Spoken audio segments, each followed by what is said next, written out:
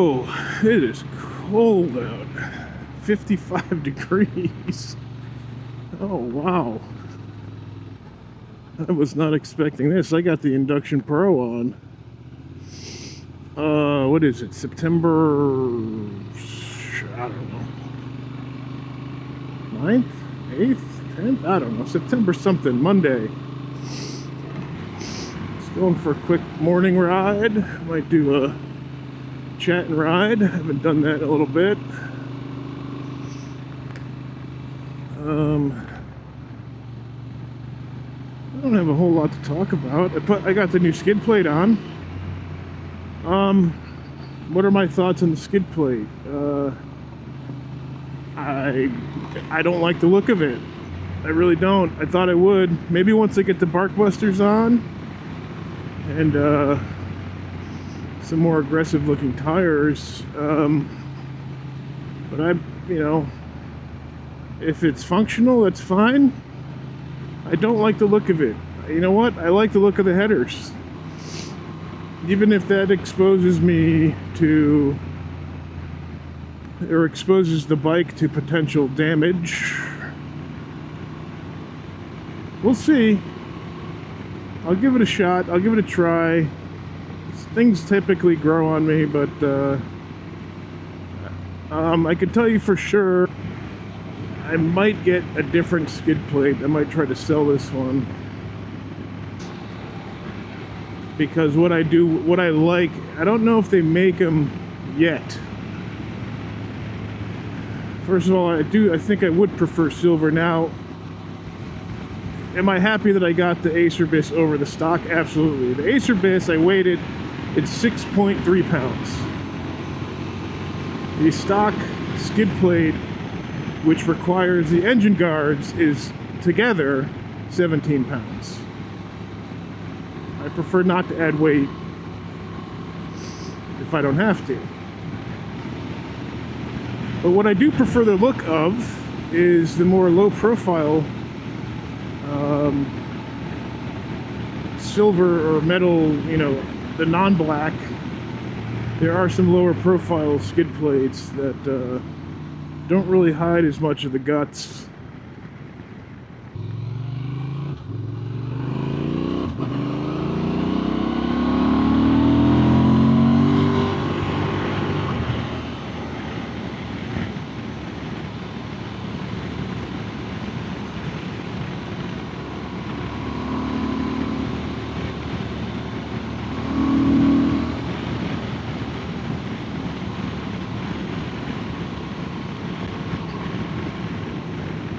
Yeah, I think there's one company called Givi, Givi, that makes some low profile, they just have a smaller footprint. They just kind of cover just the bottom instead of like way up on the sides there. This one's functional. This one might allow me to jack up. So here's another thing that I really just thought about a couple days. I'm like, with that header, I don't know why. I mean, even the Tenere has that. I don't know why they do that. It looks kind of cool, but like if you look at the KLR, that header doesn't come down past the frame. So you can use a motorcycle jack on a KLR, no problem. How are you going to use a motorcycle jack on a bike like this? So that's something to consider. Now, the skid plate gives you the potential to do that.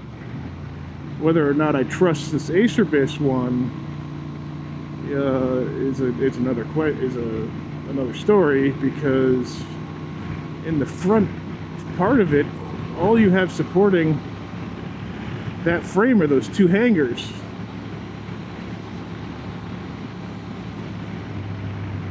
I'm not sure that's enough support.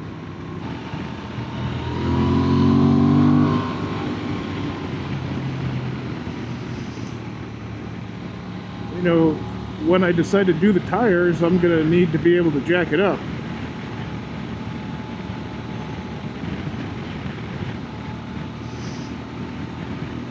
Yeah, so something to consider.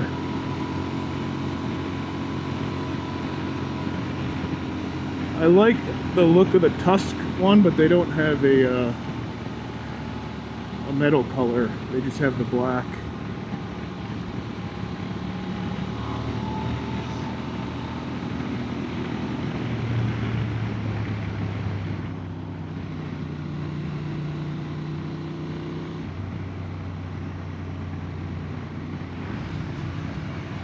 I feel there's definitely more peace of mind having that skid plate going over these marbles.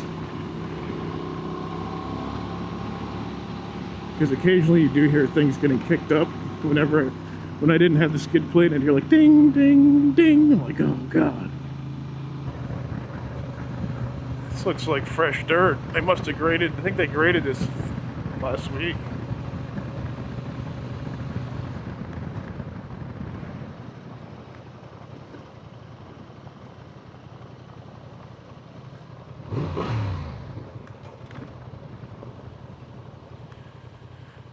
Let's get a shot of the skid plate. This is my favorite spot because it's sunny. Just turn the bike off while I'm rolling, why not? Having a hard time waking up this morning.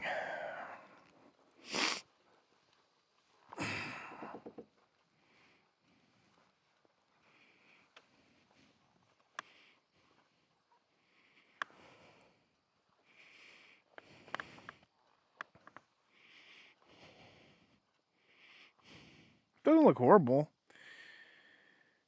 It looks more like a sport bike now. Because it's got like that belly kind of hangs down a little bit lower. You lose about, I'd say about an inch, unfortunately. There's already not much to lose on this, on the Transalp as far as clearance. Although it's the same as the KLR. And I never had a problem with the KLR, so. I think once I put bark busters on there and get some more aggressive tires, it'll look cooler.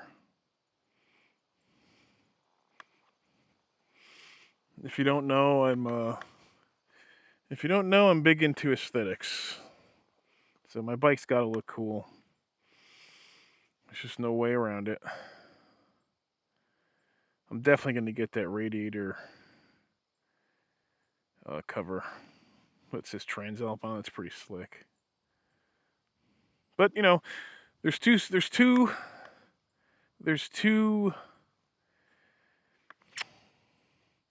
I'm a little bit undecided because I almost kind of want to keep it just like this. Barkbusters definitely, but I really part of me wants to keep it more sporty, more road oriented, and the other part of me wants to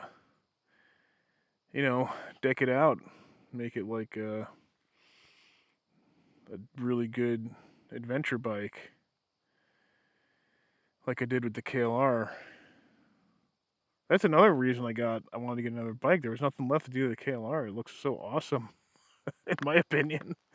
It can't get any cooler looking. So now but this really just looks awesome right out of the box. You know, it's hard. It's a tough one. It's something I got to think about.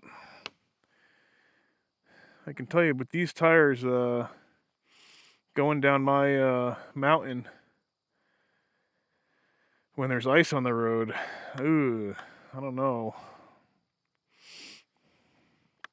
I don't want to not be able to ride it all winter, you know. But yeah, you can see. So where do you get a motorcycle jack under this? The only place you might be able to get it under the linkage here. Actually, you probably could, at least to do the rear. Anyway, beautiful bike. No doubt about it. I got Barkbusters coming. Revzilla's taking their sweet time. Ordered it Thursday afternoon, still isn't shipped.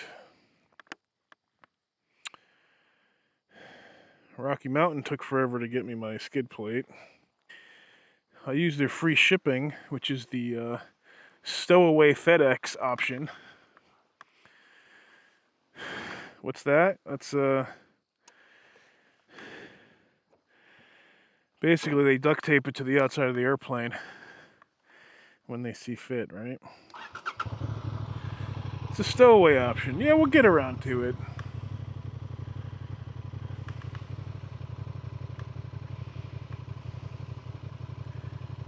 Throw it in the back of a farm truck. Can you get this to the airport?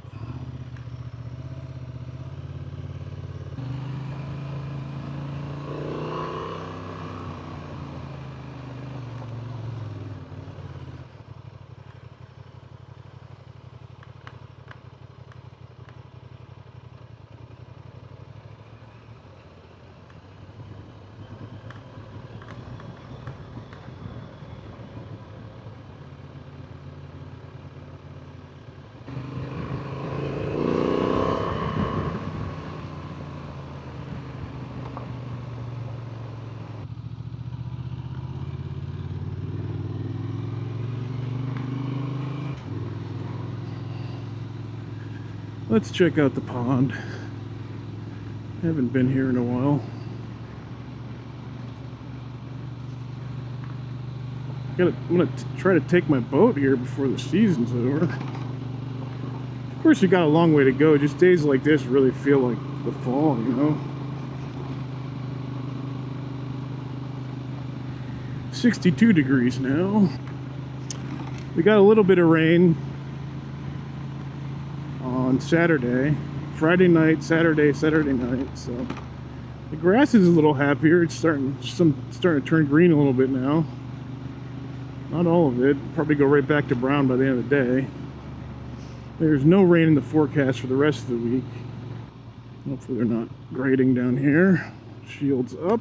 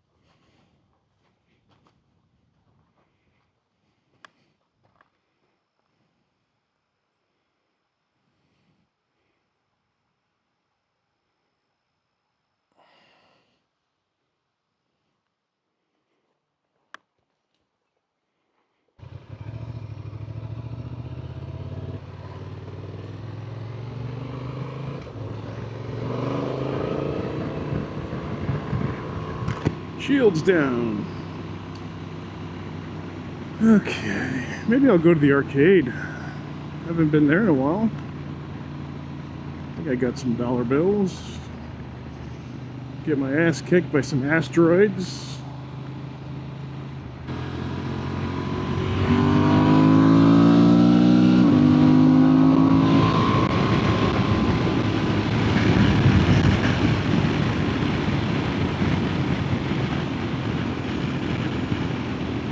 I'm a bit sheepish. There's been a lot of cops around. I got pulled over on Friday, so I got a clean record. I don't want to screw it up. If you ask me, there's too many cops around here. And bored cops are like bored dogs. They're trouble. I saw an increase in police presence about starting last year, actually. I've been meaning to talk to a representative about it because he lives in the area. In fact, I should stop by his house one of these mornings, as I said I would. Very nice guy.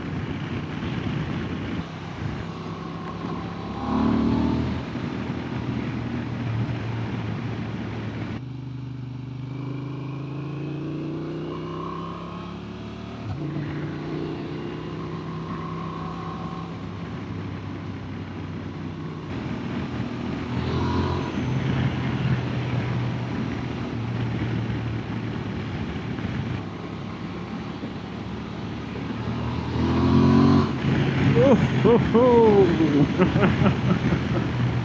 oh boy. We got a slow poke. Holy crap.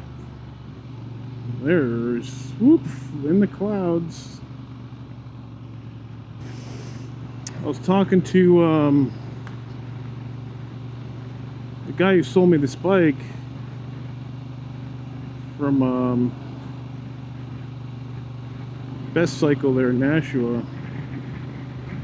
Seems like a pretty stand-up guy, and he came over yesterday to grab the ramps that he let me borrow, and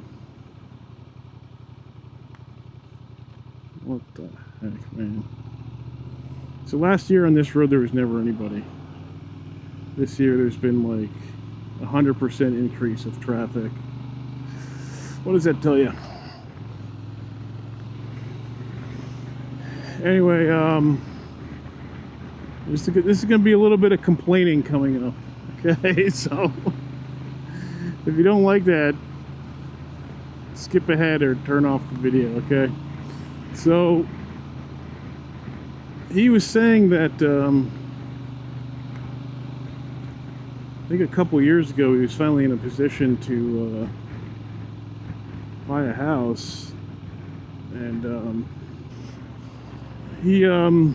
he was gonna buy the house he grew up in,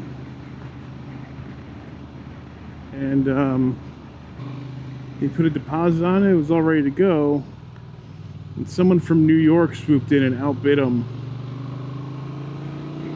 and they ended up selling it to that person. Could you imagine that? The house you grew up at, but that really illustrates the situation in New Hampshire. People from New Hampshire, there's really no economy here. Most of the houses that were built here were built by the people that lived in them.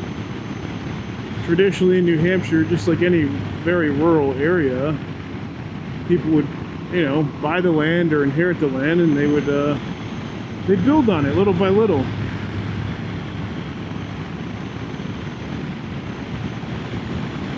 But the young people here in New Hampshire, one of the reasons it's this, I think, second state with the I think Maine's the first with the lowest amount of the lowest child population, and in fact a declining child population. There's really no future in New Hampshire for, you know, economy wise. So after COVID, you know, everyone, you know, it was like the great flush. Everyone escaped the cities and they came to all the rural areas, and with the work at home mandate, everybody was allowed to take their city pay grade, their city pay differential, their Boston salaries, their Manhattan salaries, or whatever, and they were able to work from home and pretty much live anywhere. So what you have, and this has happened in Idaho, this has happened in Washington State and Oregon. We've got all these rich people now that come in, buy up all the land, and everything's now about 3 times what it used to be. So people that grew up in New Hampshire can no longer afford to live in New Hampshire. How's that government working out for you? I think I've said this before, but in my opinion, I'm not a big government person, but if the government's going to do something, it should be to protect your local economy against things like that. But, you know, it's all about the money, so as long, to them, it's like dollar bills, you know. But yeah, you know, and then like a couple years ago, New Hampshire's like, oh, there's a housing crisis. I'm like, why is there a housing crisis? So they build all these new houses, but they're all $500,000 houses. So it's like they haven't solved the problem. People in New Hampshire still can't afford the land or the houses anymore. So yeah, interesting, eh? The median house price in New Hampshire is like over $500,000.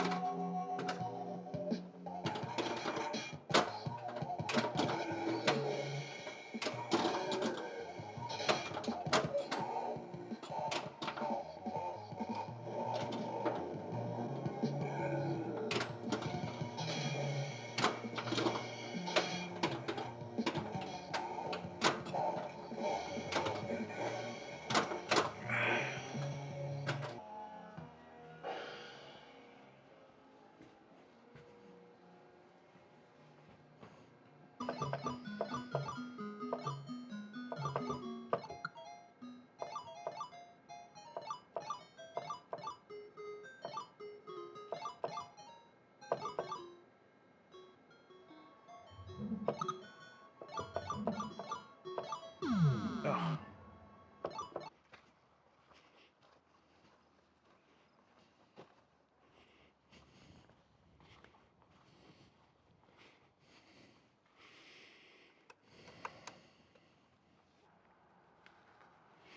That was the fastest I've ever blown through $1.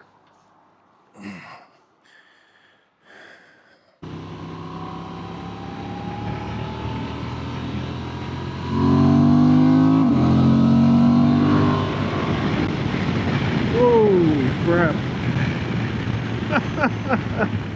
Oh, gosh. That's just in standard mode, which has a very flat power curve, so I'm afraid to test it in sport mode, because that's going to get me in trouble.